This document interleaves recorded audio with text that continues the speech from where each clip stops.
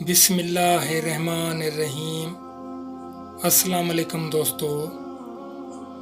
سیدنا غوث اعظم رحمۃ اللہ علیہ کی پیدائش کے وقت اسلامی دنیا میں افراتفری کا یہ عالم تھا کہ اندلس میں اسلامی حکومت کی مرکزیت ختم ہو چکی تھی، مصر میں سلطنت باطنیہ قائم ہو چکی تھی، جسے علامہ سیوطی نے سلطنت خبیثیہ کہا ہے۔ ہندوستان میں سلطان محمود کے جانشینوں کا زوال شروع ہو چکا تھا اور بیت المقدس میں عیسائی قابض ہو چکے تھے۔ خلافت عباسیہ سمٹ کر بغداد کے گرد و نواح تک محدود ہو گئی تھی۔ حسن بن صباح کے پیروکاروں نے ایران و عراق میں تباہی مچا رکھی تھی اور سارے عیسائی دنیا مسلمانوں کے خلاف متحد ہو چکے تھے۔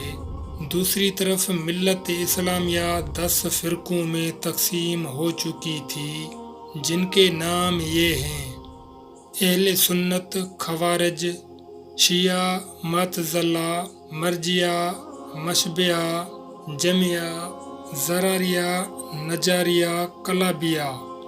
ان میں اہل سنت کا ایک ہی فرقہ تھا، خوارج کے 15، معتزلہ کے 6، مرجئہ کے 12، شیعہ کے 32، مشبہہ کے 3، زراریہ، کلابیہ، نجاریہ، جمیعہ کا ایک فرقہ تھا۔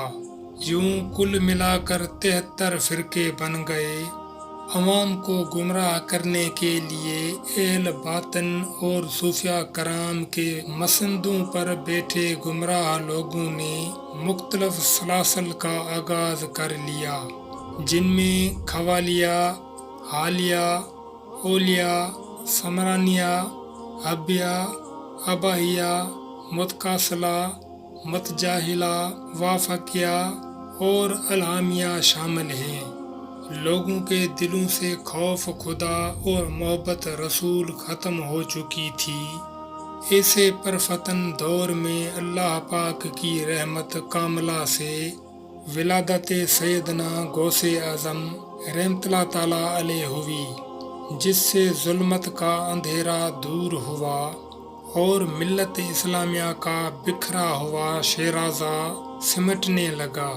سیدنا غوث اعظم حضرت شیخ محی الدین عبدالقادر جیلانی رحمۃ اللہ علیہ کی پیدائش 1 رمضان 470 ہجری بمطابق 17 مارچ بروز جمعۃ المبارک ایران کے صوبہ جیلان میں ہوئی۔ اسی نسبت سے آپ رحمۃ اللہ تعالیٰ علیہ کے اسم مبارک کے ساتھ جیلانی کہا جاتا ہے۔